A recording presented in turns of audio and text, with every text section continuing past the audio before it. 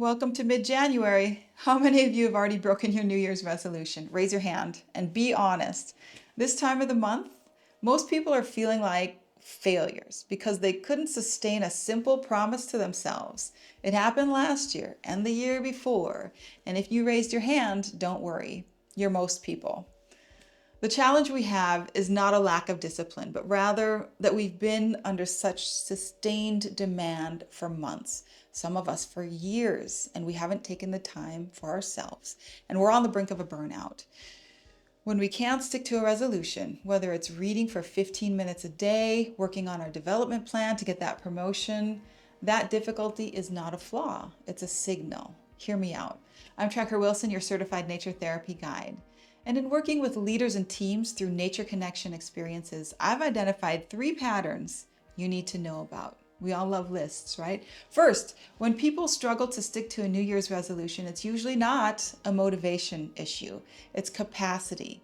Most professionals are already running on empty. Our days are packed with meetings, deadlines, AI training, that's fun.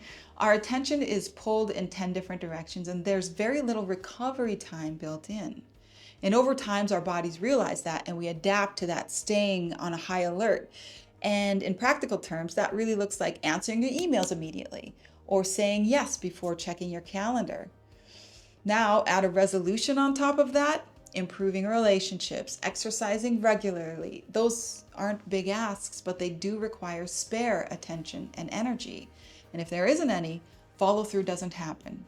Not because you don't care, but because your system is already busy managing the immediate threats. And that's why powering through works for a week or two, and then that fades. It's because you haven't added capacity. Nature-based practices support that recovery time, and we do that by reducing sensory and cognitive input. Your attention and body battery has time to recover properly, and then you can now add something new because that load you put on your system has changed. Second, regulating your nervous system or connecting with nature improves your performance. Listen, when the stress on your system dissipates, you can communicate with clarity and authority.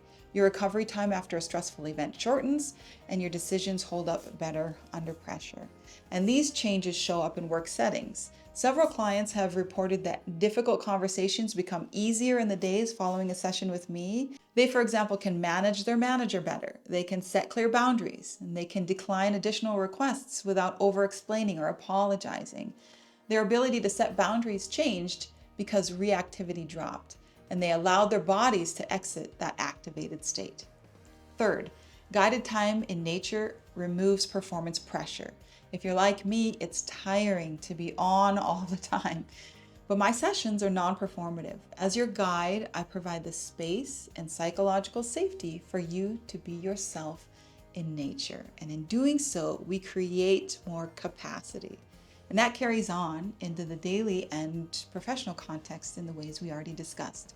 The pushback I typically get from overachievers like you is that you already hike or spend time outdoors gardening, biking, skiing, which is great. But the distinction here is the removal of achievement. This is that productivity bias I mentioned in a previous video. Your body can't recover when you're chasing personal bests or making a to-do list on a park bench. That ain't it. New Year's resolutions start off with great intentions, but they fizzle out after a few weeks or even days. That's well known. It's important to recognize it's not a limitation of your willpower or your grit or your commitment. It's probably just your capacity. So make today an outdoorsy day.